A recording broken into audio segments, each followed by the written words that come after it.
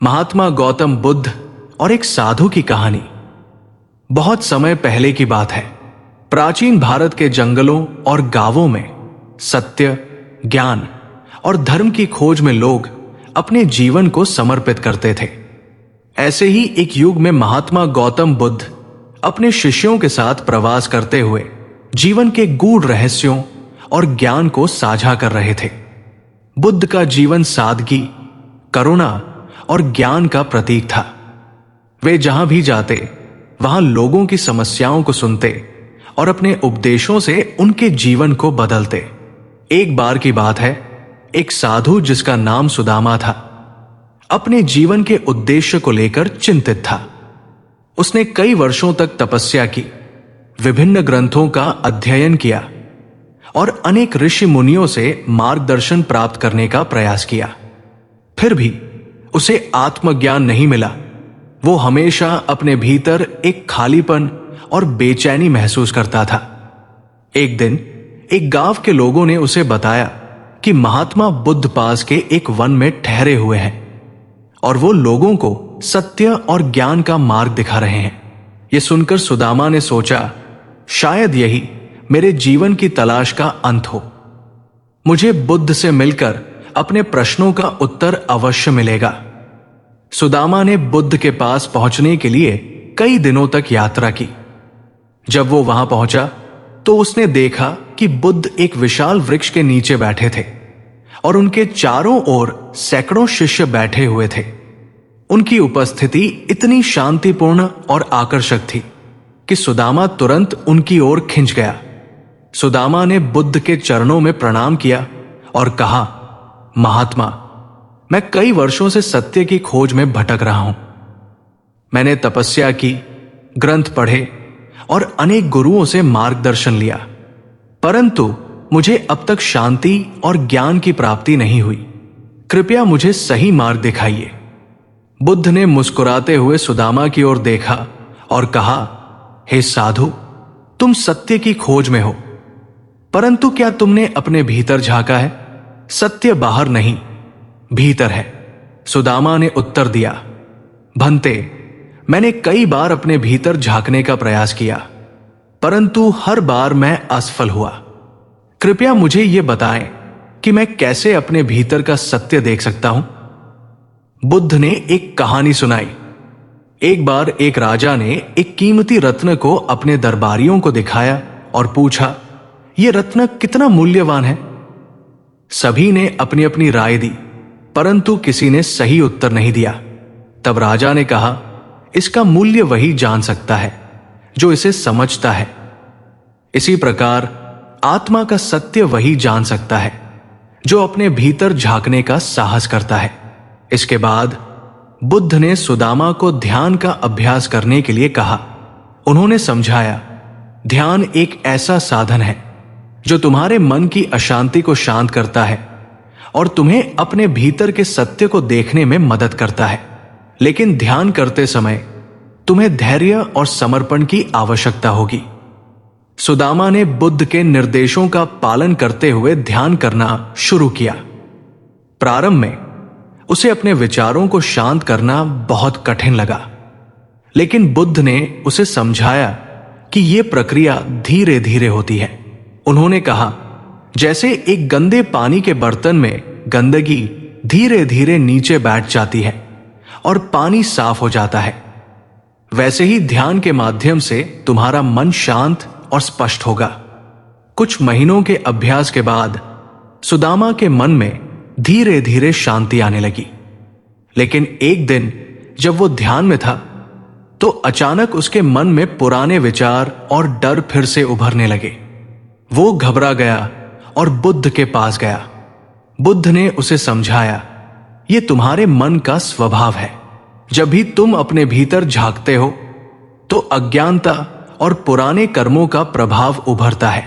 तुम्हें इसे देखकर विचलित नहीं होना चाहिए।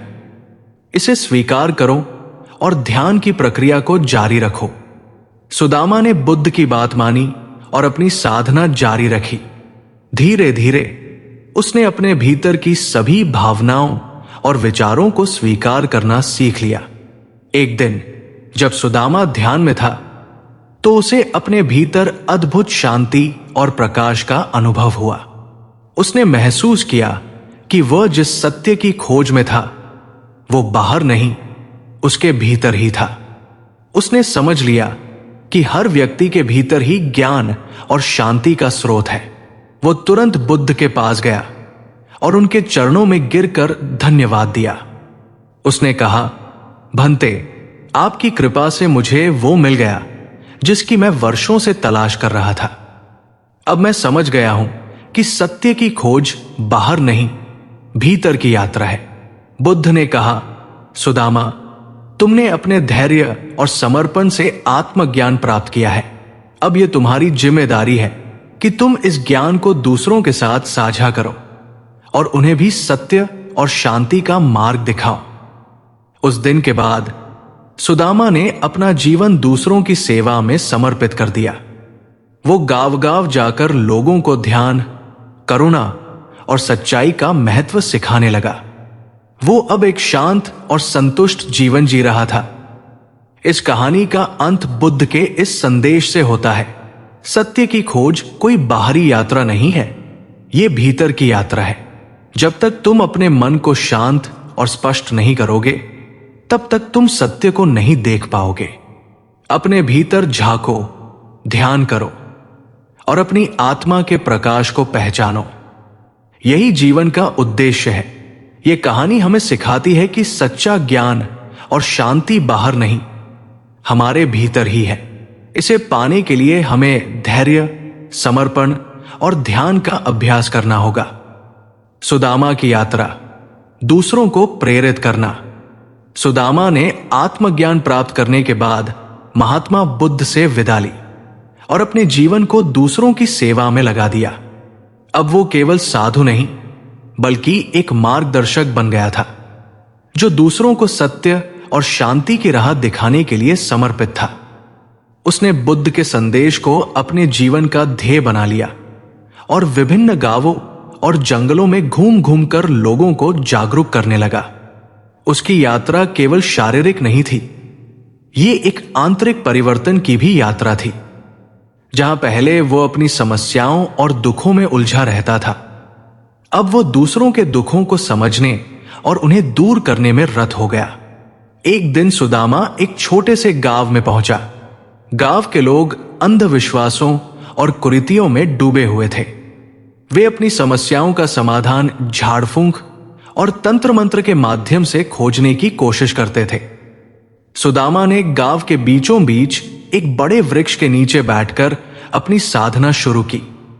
गांव वालों को यह देखकर आश्चर्य हुआ, क्योंकि उन्होंने पहले कभी ऐसा शांत और संतुलित व्यक्ति नहीं देखा था। धीरे धीरे लोग उसके पास आने लगे और अपने जीवन की समस्याओं के बारे में पूछने लगे। गांव का एक किसान, जो कर्ज और पारिवारिक विवादों से परेशान था, सुदामा के पास आया और बोला, महाराज, मेरा जीवन कठिनाइयों से भरा हुआ है, मैं क्या करूं? सुदामा ने मुस्कुराते हुए कहा, तुम्हारी समस्याएं तुम्हारे कर्मों और मन की अशांति का परिणाम है। यदि तुम अपने मन को शांत करोगे और अपने कर्मों को सुधारोगे तो समस्याएं स्वतः हल हो जाएंगी। ध्यान करो, सच्चाई के मार्ग पर चलो और धैर्य रखो। किसान ने सुदामा के बताए मार्ग का पालन किया और कुछ महीनों बाद उसके जीवन में शांति और संतुलन लौट आया। सुदामा ने गांव वालों को ध्यान का महत्व समझाया। उसने कहा, ध्यान केवल बैठने और चुप रहने का नाम नहीं है, यह अपने भीतर झांकने और अपनी आत्मा से जुड़ने का एक तरीका है। जब तक तुम अपने मन को शांत नहीं करोगे, तब तक तुम जीवन की सच्चाई को नहीं समझ पाओगे। ध्यान तुम्हें वो शक्ति देता है जिससे तुम अपने दुखों को स्वीकार कर सकते हो और उनसे ऊपर उठ सकते हो। गांव के लोग धीरे धीरे ध्यान की प्रक्रिया सीखने लगे। उन्होंने पाया कि ध्यान के माध्यम से उनका गुस्सा, दुख और भय कम होने लगा। उनके जीवन में करुणा और प्रेम का संचार हुआ। गांव में एक विद्वान ब्राह्मण था जो वेदों और शास्त्रों का बड़ा ज्ञाता था। वो अपने ज्ञान पर बहुत गर्व करता था और सुदामा को चुनौती देने का विचार किया। ब्राह्मण ने सुदामा के पास आकर कहा, साधु, तुम कौन होते हो हमें सच्चाई का पाठ पढ़ाने वाले? क्या तुमने शास्त्रों का अध्ययन किया है? क्या तुम्हें वेदों और उपनिषदों का ज्ञान है? सुदामा ने शांतिपूर्वक उत्तर दिया, भाई, ज्ञान का मूल्य उसके बाहरी प्रदर्शन में नहीं बल्कि उसके अनुभव में है। यदि तुम्हारा ज्ञान तुम्हें शांत, दयालु और प्रेमपूर्ण नहीं बनाता तो वो केवल एक भार है। ब्राह्मण को सुदामा की बात सुनकर क्रोध आया, लेकिन उसने कुछ समय बाद महसूस किया कि सुदामा की बातों में गहराई है। उसने अपना अहंकार त्याग दिया और सुदामा से ध्यान और सच्चे ज्ञान की शिक्षा ली। सुदामा और महात्मा बुद्ध का पुनर्मिलन। सुदामा ने कई वर्षों तक गांव गांव जाकर लोगों को शिक्षित किया। एक दिन जब वो एक जंगल में तपस्या कर रहा था तो उसने सुना कि महात्मा बुद्ध उसी क्षेत्र में। वो बुद्ध से मिलने के लिए तुरंत चल पड़ा। जब वो बुद्ध के पास पहुंचा तो उसने देखा कि बुद्ध अब भी उतने ही शांत और करुणामय थे जितने पहले थे। सुदामा ने बुद्ध को अपनी यात्रा के बारे में बताया और कहा, भंते, आपने जो ज्ञान मुझे दिया उसने न केवल मेरे जीवन को बदला बल्कि अनगिनत लोगों के जीवन को भी बेहतर बनाया। बुद्ध ने सुदामा की प्रशंसा की और कहा, सुदामा, तुमने जो कार्य किया है वो एक सच्चे साधक का कार्य है। ज्ञान को केवल अपने तक सीमित रखना सही नहीं है, इसे दूसरों के साथ साझा करना ही सच्चा धर्म है।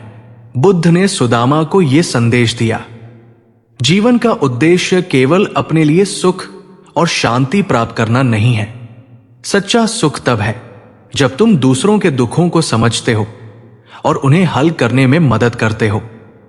ध्यान, करुणा और सत्य के मार्ग पर चलो और अपने जीवन को दूसरों की सेवा में समर्पित करो। यही एक सच्चे साधु का धर्म है। महात्मा बुद्ध से प्रेरित होकर सुदामा ने अपने जीवन के अंत तक ज्ञान और करुणा का प्रचार किया। उसने लोगों को सिखाया कि आत्मज्ञान केवल ध्यान और साधना के माध्यम से ही संभव है। सुदामा की कहानी हमें यह सिखाती है कि सच्चा ज्ञान केवल पुस्तकों या बाहरी साधनों से नहीं बल्कि अपने भीतर की यात्रा से प्राप्त होता है। जब हम अपने भीतर झांकते हैं और अपने मन को शांत करते हैं तभी हम जीवन के सच्चे अर्थ को समझ सकते हैं। यह कहानी महात्मा बुद्ध के उपदेशों और सुदामा के अनुभवों के माध्यम से यह संदेश देती है कि जीवन की समस्याओं का समाधान बाहरी साधनों में नहीं बल्कि हमारे भीतर छिपा हुआ है।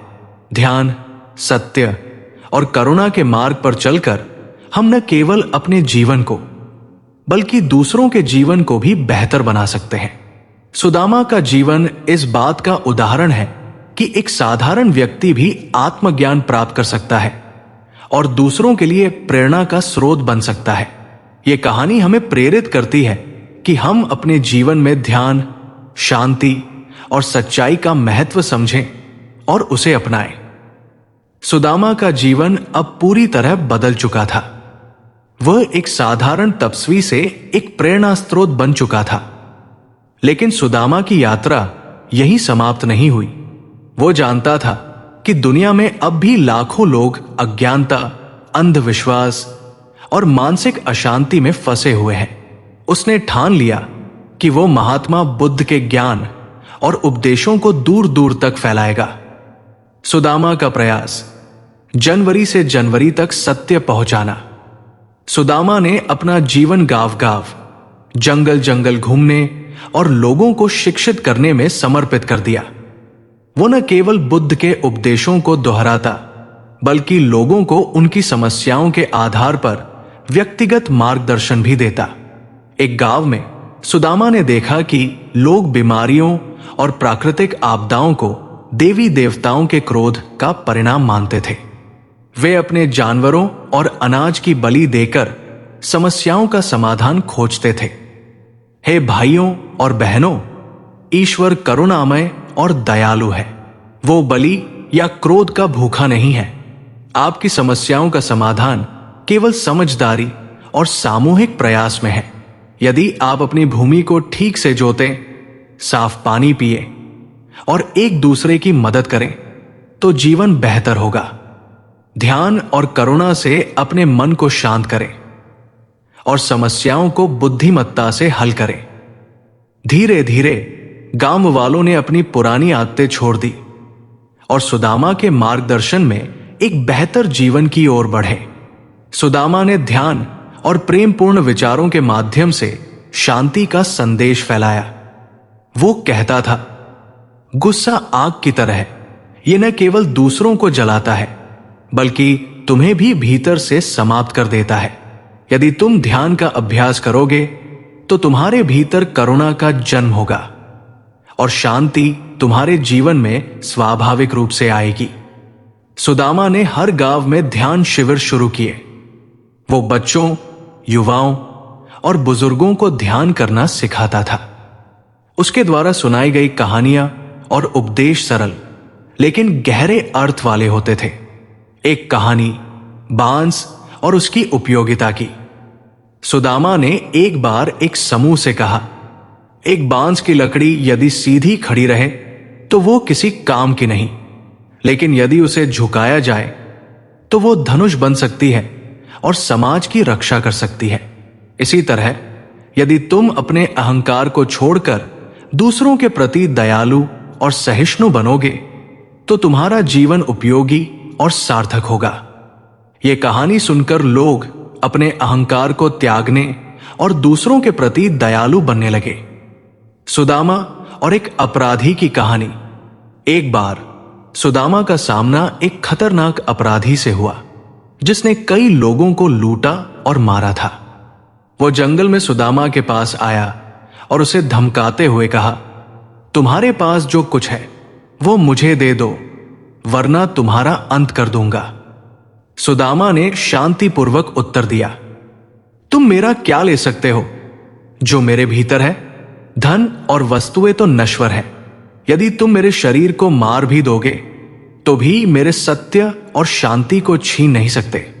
लेकिन यदि तुम अपने भीतर झांको तो तुम्हें समझ में आएगा कि असली शांति बाहर नहीं, तुम्हारे भीतर है। अपराधी सुदामा की निर्भीकता और शांति देखकर चकित रह गया। उसने अपनी तलवार फेंक दी और रोते हुए कहा, मुझे क्षमा करें, मैंने कई पाप किए हैं। क्या मैं एक नया जीवन शुरू कर सकता हूं?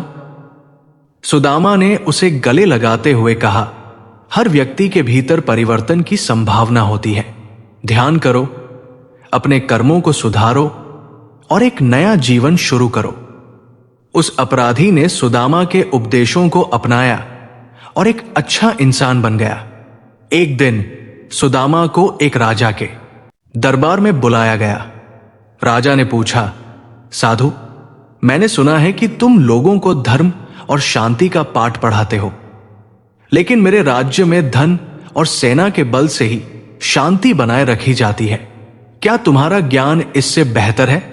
सुदामा ने उत्तर दिया, राजन, धन और सेना बाहरी शांति ला सकते हैं, लेकिन वे दिलों में करुणा और प्रेम नहीं ला सकते। असली शांति तब होती है जब मनुष्य के भीतर का द्वेष और भय समाप्त हो जाता है। ध्यान और सत्य का मार्ग अपनाकर आप अपने राज्य को न केवल मजबूत बल्कि सच्चा और स्थायी रूप से शांतिपूर्ण बना सकते हैं। राजा ने सुदामा के उपदेशों को गंभीरता से लिया और अपने दरबार में ध्यान और करुणा के सिद्धांतों को लागू किया। महात्मा बुद्ध का संदेश और सुदामा की अंतिम यात्रा। सुदामा ने जीवन भर महात्मा बुद्ध के संदेश को फैलाया। उसने हजारों लोगों को ध्यान और सत्य का महत्व सिखाया, लेकिन जीवन के अंतिम दिनों में उसने महसूस किया कि अब उसे पुनः महात्मा बुद्ध के पास लौटना चाहिए। सुदामा ने अपने शिष्यों को बुलाकर कहा, अब समय आ गया है कि मैं अपनी अंतिम यात्रा पर चलूं, लेकिन याद रखना, ज्ञान और सत्य की राह अनंत है, इसे कभी छोड़ना मत। सुदामा ने महात्मा बुद्ध के पास जाकर उनके चरणों में प्रणाम किया। बुद्ध ने उसे देखकर कहा, सुदामा, तुमने अपने जीवन को सही मायने में सार्थक बनाया है। तुम्हारा जीवन एक उदाहरण है कि कैसे आत्मज्ञान प्राप्त कर दूसरों को भी प्रेरित किया जा सकता है। अपने अंतिम दिनों में सुदामा ने एक महत्वपूर्ण संदेश दिया। जीवन की सबसे बड़ी उपलब्धि बाहरी सफलता नहीं, बल्कि आंतरिक शांति है। ध्यान, करुणा और सत्य के मार्ग पर चलो, यही जीवन का असली उद्देश्य है। इस संदेश के साथ सुदामा ने शांतिपूर्वक ध्यान में अपने प्राण त्याग दिए। उसकी विरासत और उपदेश आज भी लाखों लोगों को प्रेरित करते हैं। सुदामा की कहानी एक साधारण व्यक्ति की असाधारण यात्रा है। यह हमें सिखाती है कि सच्चा ज्ञान और शांति केवल ध्यान और आत्मविश्लेषण के माध्यम से ही प्राप्त हो सकती है। यह कहानी हमें प्रेरित करती है कि हम अपने जीवन को दूसरों की सेवा में लगाएं और महात्मा बुद्ध के मार्ग पर चलकर अपने भीतर की शांति को खोजें। सुदामा का जीवन अब केवल उसकी अपनी साधना तक सीमित नहीं था। वो एक दीपक बन चुका था जो अंधेरे में भटकते हुए लोगों के जीवन में प्रकाश फैलाने का कार्य कर रहा था। उसके जीवन का हर क्षण, हर कर्म दूसरों के लिए प्रेरणा का स्रोत था। सुदामा ने यह महसूस किया कि ध्यान और साधना का महत्व केवल व्यक्तिगत शांति के लिए नहीं है, बल्कि यह समाज में सुधार और परिवर्तन लाने का भी एक सशक्त माध्यम है। उसने लोगों को न केवल ध्यान और आत्मज्ञान का मार्ग दिखाया, बल्कि उन्हें सही शिक्षा प्राप्त करने के लिए प्रेरित किया। उसने कहा, यदि तुम्हें सत्य की राह पर चलना है तो सबसे पहले अज्ञानता के अंधकार से बाहर आना होगा। शिक्षा ही वो साधन है जो तुम्हारे मन और हृदय को उज्जवल बना सकती है। सुदामा ने कई गांवों में शिक्षा केंद्र स्थापित किए, जहां बच्चों और वयस्कों को न केवल पढ़ाई लिखाई सिखाई जाती थी, बल्कि ध्यान और नैतिकता का पाठ भी पढ़ाया जाता था। सुदामा ने बुद्ध के उपदेशों का अनुसरण करते हुए लोगों को अहिंसा और करुणा का महत्व सिखाया। वो कहते थे, अहिंसा केवल बाहरी हिंसा से बचने का नाम नहीं है, यह तुम्हारे विचारों, शब्दों और कर्मों में भी होनी चाहिए। जब तुम किसी के प्रति द्वेष या घृणा का भाव रखते हो तो यह भी हिंसा है। करुणा का अभ्यास करो और तुम देखोगे कि तुम्हारा जीवन शांतिपूर्ण हो जाएगा। एक बार एक शिकारी ने सुदामा से पूछा, मैं अपने जीवनयापन के लिए जानवरों का शिकार करता हूं, क्या यह गलत है? सुदामा ने उत्तर दिया, हे भाई, तुम्हारे जीवन का उद्देश्य केवल अपने पेट भरना नहीं है। तुम्हारा कर्म ऐसा होना चाहिए जो दूसरों के जीवन को बचाए, न कि उसे नष्ट करे। यदि तुम खेती या अन्य किसी कार्य में रुचि लोगे तो न केवल तुम्हारा जीवन सुधरेगा, बल्कि तुम दूसरों के लिए भी एक उदाहरण बनोगे। उस शिकारी ने सुदामा की बात मानी और शिकार छोड़कर खेती करने लगा। आंतरिक और बाहरी संघर्षों का समाधान। सुदामा ने यह महसूस किया कि लोग अपने जीवन में न केवल बाहरी संघर्षों से, बल्कि आंतरिक अशांति और तनाव से भी जूझते हैं। उसने लोगों को यह सिखाया कि आंतरिक संघर्षों का समाधान ध्यान और आत्मचिंतन के माध्यम से संभव है। वो कहते थे, बाहरी समस्याएं कभी खत्म नहीं होंगी, लेकिन यदि तुम्हारा मन शांत है तो तुम किसी भी परिस्थिति का सामना कर सकते हो। ध्यान वो माध्यम है जो तुम्हें तुम्हारे भीतर की शक्ति से जोड़ता है। ध्यान के माध्यम से समाज सुधार। सुदामा ने यह सिद्ध किया कि ध्यान केवल एक व्यक्तिगत साधना नहीं है, बल्कि यह समाज सुधार का भी एक सशक्त साधन है। जब लोग ध्यान का अभ्यास करते तो उनके जीवन में करुणा, सहिष्णुता और सहयोग की भावना जागृत होती। गांव की महिलाओं का सशक्तिकरण। एक गांव में सुदामा ने देखा कि महिलाएं केवल घर के कामों तक सीमित थी और उन्हें किसी भी प्रकार की शिक्षा या निर्णय लेने का अधिकार नहीं दिया जाता था। सुदामा ने गांव वालों को संबोधित करते हुए कहा, एक पक्षी केवल एक पंख से उड़ नहीं सकता। यदि समाज को आगे बढ़ना है तो महिलाओं को भी समान अवसर और सम्मान देना होगा। वे न केवल परिवार की बल्कि समाज की रीढ़ है। सुदामा के प्रयासों से उस गांव की महिलाएं शिक्षित हुई और समाज में सक्रिय भूमिका निभाने लगी। सुदामा और एक लालची व्यापारी की कहानी। सुदामा की ख्याति एक ऐसे संत के रूप में फैल चुकी थी जो किसी भी व्यक्ति के जीवन को बदल सकता था। एक दिन एक व्यापारी जो अपने लालच और धोखाधड़ी के लिए कुख्यात था, सुदामा के पास आया। उसने कहा, महाराज, मैं बहुत धनवान हूं, लेकिन फिर भी मेरे जीवन में शांति नहीं है। कृपया मुझे शांति का मार्ग दिखाएं। सुदामा ने उसे एक कहानी सुनाई। एक बार एक राजा ने एक कंजूस किसान से पूछा, तुम्हारी सबसे बड़ी इच्छा क्या है? किसान ने कहा, मुझे इतना सोना चाहिए कि मैं इसे कभी खत्म न कर सकूं।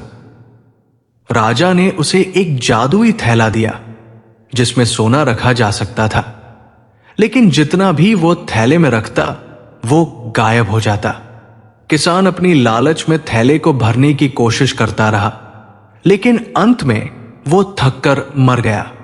सुदामा ने कहा, तुम्हारी लालच उस किसान के थैले के समान है। जितना अधिक तुम जोड़ोगे उतनी ही तुम्हारी शांति खत्म होगी। यदि तुम वास्तव में शांति चाहते हो तो अपने धन का उपयोग दूसरों की मदद के लिए करो।